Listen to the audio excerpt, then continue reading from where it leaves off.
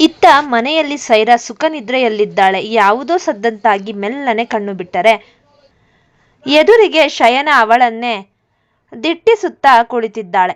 ಸೈರಾ ಬೆಚ್ಚಿಬಿದ್ದು ಜೋರಾಗಿ ಕಿರುಚುತ್ತಾಳೆ. ತಕ್ಷಣ ಶಯನ ಅವಳ ಬಾಯಿ ಮುಚ್ಚುತ್ತಾ, ಏನಾಗುತ್ತಿದೆ ನಿನಗೆ? ಸುಮ್ಮನಿರು, ಮಮ್ಮಿ ಕೇಳಿಸ್ಕೊಂಡ್ರೆ ಕಷ್ಟ, ಸುಮ್ಮನೆ ಬಾಯಿ ಮುಚ್ಚು ಎಂದು ಗದರಿಸುತ್ತಾಳೆ. ಶಯನ ತನ್ನ ತನಿಖೆ ಶುರು ಮಾಡ್ತಾಳೆ. ನಾನು ಕಂಪನಿಯ ಸೆಲ್ಲಾರ್ನಲ್ಲಿ ಆರುಷ್ ಸರ್ ಜೊತೆ ಮಾತನಾಡಿದೆ.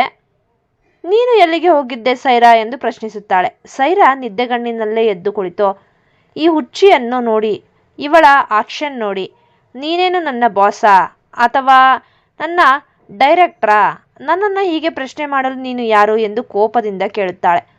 ಶಯನ ಕೆಂಡಾಮಂಡಲವಾಗಿ, ನನ್ನನ್ನು ಹುಚ್ಚಿ ಮಾಡಬೇಡ, ಕೇವಲ 2 ದಿನದಲ್ಲಿ ನೀನು ಬಾಸ್ನ ಬಲಗೈ ಬಂಟ ಆಗ್ಬಿಟ್ಟಿದ್ದೀಯಾ. ನಾನು ಇರ್ಬೋದು ಅಥವಾ ಇಲ್ಲದೆ ಇರ್ಬೋದು, ಆದರೆ ನಿನ್ನ ನಡೆ ಸರಿ ಇಲ್ಲ ಎನ್ನುತ್ತಾಳೆ. ಸೈರಾ ಬೇಸರದಿಂದ, ಏನಾಯಿತು ನಿನಗೆ? ಯಾಕೆ ಇಷ್ಟೊಂದು ಅಸೂಯೆ ಪಡ್ತಿದ್ದೀಯಾ?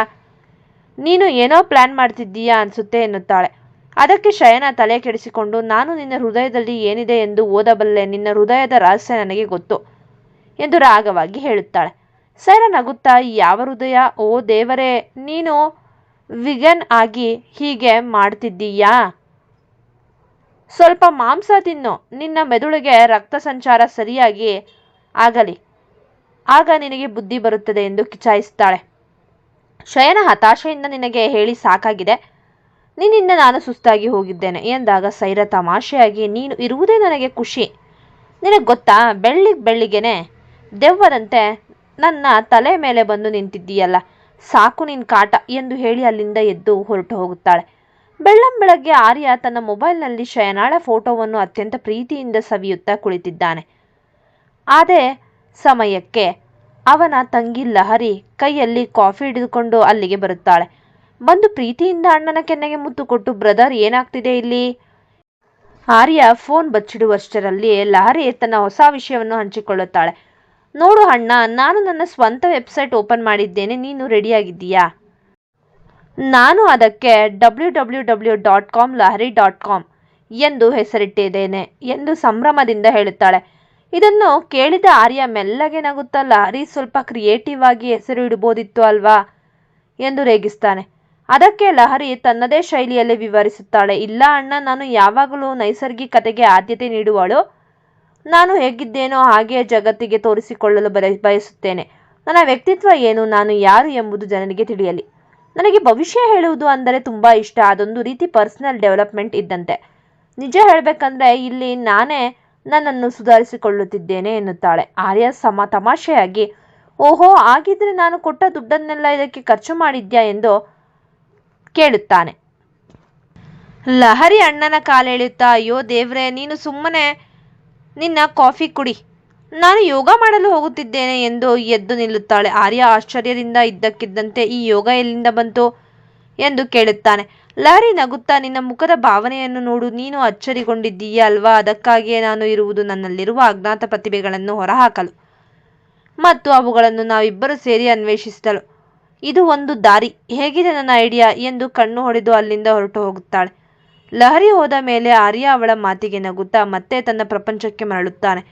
ಫೋನ್ ತೆಗೆದು ಮತ್ತೆ ಶಯನಾಳ ಫೋಟೋವನ್ನು ಪ್ರೀತಿಯಿಂದ ನೋಡುತ್ತಾ ಅವಳ ಗುಂಗಿನಲ್ಲಿ ಮುಳುಗಿಬಿಡುತ್ತಾನೆ. ಈ ಕಡೆ ಲಹರಿಯನ್ನು ಹುಡುಕಿಕೊಂಡು ಮನೆಗೆ ಬಂದ ಸೈರಾ ಮನೆಯಲ್ಲಿ ಲಹರಿ ಯೋಗದ ವಿಚಿತ್ರ ಭಂಗಿಯಲ್ಲಿದ್ದ ಕಂಡು ಸೈರಾಳಿಗೆ ನಗು ತಡೆಯಲಾಗಲಿಲ್ಲ. ಲಹರಿ ಕಣ್ಣು ಮುಚ್ಚಿ ಏಕಾಗ್ರತೆಯಿಂದ ಯೋಗ ಮಾಡುತ್ತಿರುವುದನ್ನು ಕಂಡು ಸೈರಾ, ಲಹರಿ ಏನಿದು ಅವತಾರ, ಏನಾಗುತ್ತಿದೆ ಇಲ್ಲಿ ಎಂದು ಕೇಳುತ್ತಾಳೆ. ಲಹರಿ ಸಿಟ್ಟಿನಿಂದ, ನನ್ನ ಏಕಾಗ್ರತೆಯನ್ನು ಭಂಗ ಮಾಡಬೇಡ, ಓ ದೇವರೇ, ನನ್ನಲ್ಲಿ ಒಬ್ಬ ಯೋಗಿ ಆಗಲು ಪ್ರಯತ್ನಿಸುತ್ತಿದ್ದೇನೆ ಎಂದು ಕಣ್ಣು ಬಿಡುತ್ತಾಳೆ.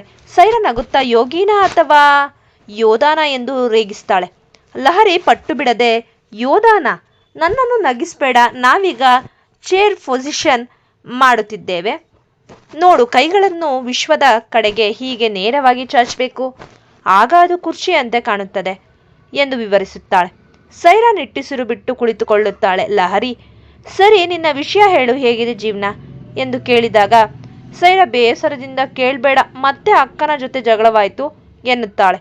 ಲಹರಿ ಯೋಗದ ಭಂಗಿಯಲ್ಲೇ, ಅವಳು ಸ್ವಲ್ಪ ಕಿರಿಕಿರಿ ಸ್ವಭಾವದವಳು, ಎಲ್ಲವನ್ನು ಆ ಯೂನಿವರ್ಸ್ಗೆ ಬಿಟ್ಬಿಡು ಎಂದು ಫಿಲಾಸಫಿ ಶುರು ಮಾಡುತ್ತಾಳೆ.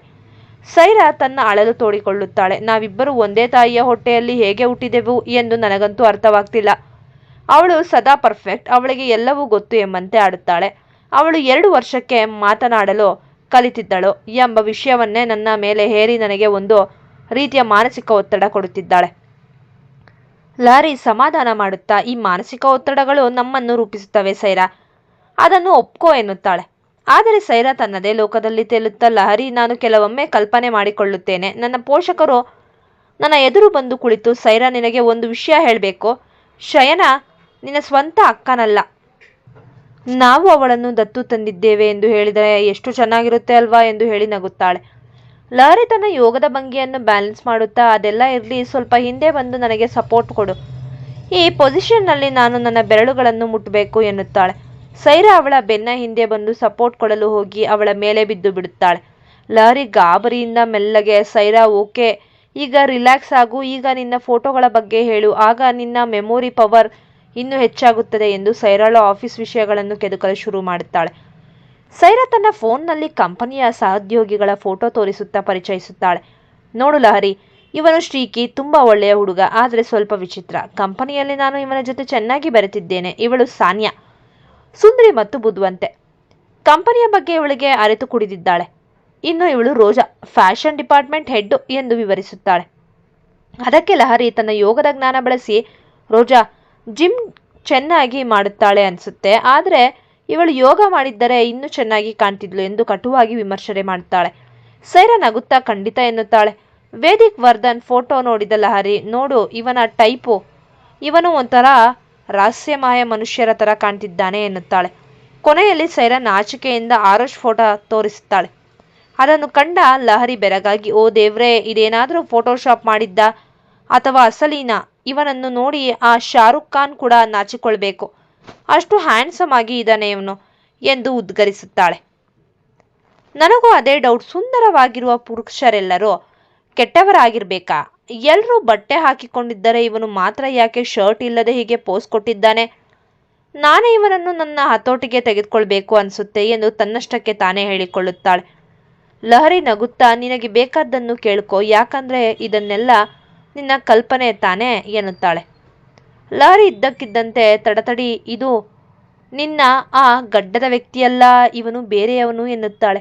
ಸೈರಾ ಮುನಿಸಿನಿಂದ, ಹೌದು ಲಹರಿ, ಇದು ಇವನಲ್ಲ, ನನ್ನ ಆ ಅಪರಿಚಿತ ವ್ಯಕ್ತಿ ಕಪ್ಪು ಬಣ್ಣದ ಶೂ ಹಾಕಿದ್ದ. ನಾನು ಆರೋಸ್ ಸರ್ ಕಾಲಿನ ಕಡೆ ನೋಡಿದೆ, ಅವರು ಲೈಟ್ ಕಲರ್ ಜೀನ್ಸ್ ಮತ್ತು ಸ್ವೆಟ್ ಪ್ಯಾಂಟ್ ಹಾಕಿಕೊಂಡಿದ್ದರು, ಹಾಗಾಗಿ ಇವನು ಆ ವ್ಯಕ್ತಿಯಾಗಿರಲು ಸಾಧ್ಯವಿಲ್ಲ ಎಂದು ಸಮಾಧಾನ ಮಾಡಿಕೊಳ್ಳುತ್ತಾಳೆ. ಸೈರಾ ಕೆಲಸಕ್ಕೆ ಹೊರಡಲು ಸಿದ್ಧವಾಗುತ್ತಾ, ಇಂದು ಜೀನ್ಸ್ ಹಾಕಿಕೊಳ್ಳಲು ಅಥವಾ ಸ್ವೆಟ್ ಪ್ಯಾಂಟ್ ಹಾಕಿಕೊಳ್ಳಲು ಎಂದು ಕೇಳುತ್ತಾಳೆ. ಲಹರಿ ನಗುತ್ತಾ, ನೀನು ಏನನ್ನಾದರೂ ಹಾಕಿಕೋ ಸೈರಾ, ಆ ಹುಡುಗ ಅಷ್ಟು ಹ್ಯಾಂಡ್ಸಮ್ ಆಗಿರುವಾಗ ನೀನು ಹೇಗೆ ಹೋದ್ರೂ ಪರವಾಗಿಲ್ಲ ಎಂದು ರೇಗಿಸ್ತಾಳೆ.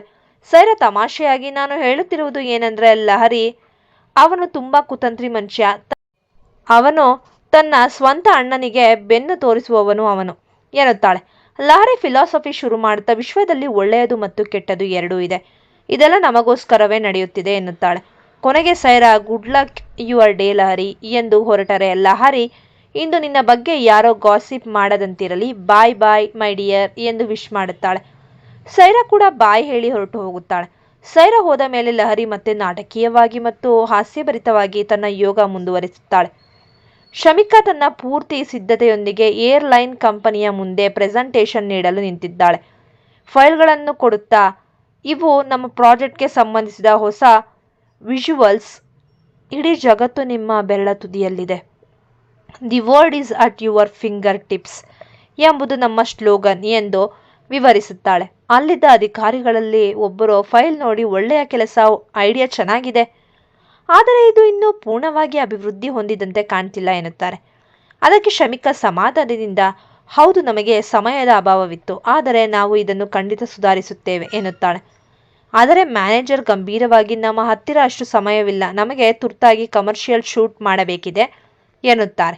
ಶಮಿಕಾ ಪಟ್ಟು ಬಿಡದೆ, ನನಗೆ 1 ಗಂಟೆ ಸಮಯ ಕೊಡಿ, ನಾವು ಆ ಸೆಕ್ಯೂರಿಟಿ ಐಡಿಯಾವನ್ನು ಇನ್ನೂ ಚೆನ್ನಾಗಿ ಇಂಪ್ರೂವ್ ಮಾಡಿಕೊಡುತ್ತೇವೆ ಎನ್ನುತ್ತಾಳೆ.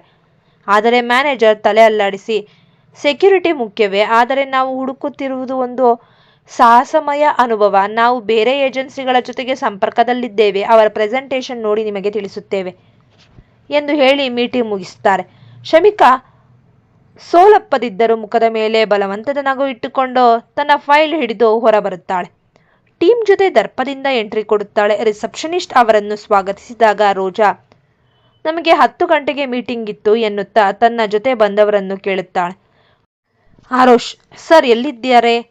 ಪ್ರೆಸೆಂಟೇಷನ್ಗೆ ಲೇಟ್ ಆಗ್ತಿದೆ. ಇದನ್ನು ಗಮನಿಸಿದ ಶಮಿಕಾ ವ್ಯಂಗ್ಯವಾಗಿ ನಗುತ್ತಾ, ಹಲೋ ರೋಜಾ, ಹೇಗಿದ್ದೀರಾ ಎಲ್ಲರೂ? ಏನಾಯ್ತು ನಿಮ್ಮ ಬಾಸ್ ಆರೋಷ್ ಎಲ್ಲಿ? ನಿಮ್ಮ ಈ ಪ್ರಾಜೆಕ್ಟ್ ಇಷ್ಟವಾಗದೆ ಎಲ್ಲಾದರೂ ಓಡಿ ಹೋದ್ರಾ ಎಂದು ಚುಚ್ಚಿ ಮಾತನಾಡುತ್ತಾಳೆ. ರೋಜಾ ಮುಖ ಸಿಂಡರಿಸಿಕೊಂಡು, ಗುಡ್ ಮಾರ್ನಿಂಗ್ ಶಮಿಕಾ, ನೀವು ಯಾವಾಗಲೂ ಕ್ಲೈಂಟ್ಸ್ ಹಿಂದೆ ಓಡುತ್ತಲೇ ಇರುತ್ತೀರಾ ಅನ್ಸುತ್ತೆ ಎಂದು ತಿರುಗೇಟು ನೀಡುತ್ತಾಳೆ. ಸರಿಯಾಗಿ ಅದೇ ಸಮಯಕ್ಕೆ ಆರೋಷ್ ಅತ್ಯಂತ ಸ್ಟೈಲಿಶ್ ಆಗಿ ಅಲ್ಲಿಗೆ ಬರುತ್ತಾನೆ. ಅವನನ್ನು ಕಂಡೊಡನೆ ಶಮಿಕಾಳ ಮುಖದ ಬಣ್ಣ ಬದಲಾಗುತ್ತದೆ. ಆರೋಷ್ ಅವಳೊಮ್ಮೆ ಕಂಡು ವ್ಯಂಗ್ಯವಾಗಿ ನಕ್ಕು ರೋಜಾ ಹತ್ತಿರ ಹೋಗಿ, ಹೇಗಿದ್ದೀಯಾ ರೋಜಾ, ನೀನು ಆರಾಮಾಗಿದ್ದೀಯಾ ತಾನೇ ಎಂದು ವಿಚಾರಿಸುತ್ತಾನೆ. ರೋಜಾ, ನಾನು ಚೆನ್ನಾಗಿದ್ದೇನೆ ಸರ್, ಬನ್ನಿ ಸಮಯ ವ್ಯರ್ಥ ಮಾಡುವುದು ಬೇಡ, ಕ್ಲೈಂಟ್ಸ್ ಕಾಯುತ್ತಿದ್ದಾರೆ ಎನ್ನುತ್ತಾಳೆ. ಆರೋಷ್ ಶಮಿಕಾಳನ್ನು ಕಿಚಾಯಿಸುವಂತೆ, ನಾವು ಈ ಪ್ರಾಜೆಕ್ಟ್ ಅನ್ನೇ ಪ್ರೆಸೆಂಟ್ ಮಾಡುತ್ತಿದ್ದೇವೆ, ಆ ಪ್ರಾಜೆಕ್ಟ್ ಅಲ್ಲ ಎಂದು ಆ ಹಳೆಯ ಪ್ರಿಂಟಿಂಗ್ ಐಡಿಯಾವನ್ನು ಮನಸ್ಸಿನಲ್ಲಿಟ್ಟುಕೊಂಡು ಆತ್ಮವಿಶ್ವಾಸದಿಂದ ಮೀಟಿಂಗ್ ರೂಮ್ಗೆ ಹೆಜ್ಜೆ ಹಾಕುತ್ತಾನೆ. ಆರೋಷ್ನ ಆ ಧೈರ್ಯ ಮತ್ತು ಸ್ಟೈಲ್ ನೋಡಿ ಶಮಿಕಾಗೆ ಒಳಗೆ ಹೊಟ್ಟೆ ಉರಿಯಲು ಶುರುವಾಗುತ್ತದೆ.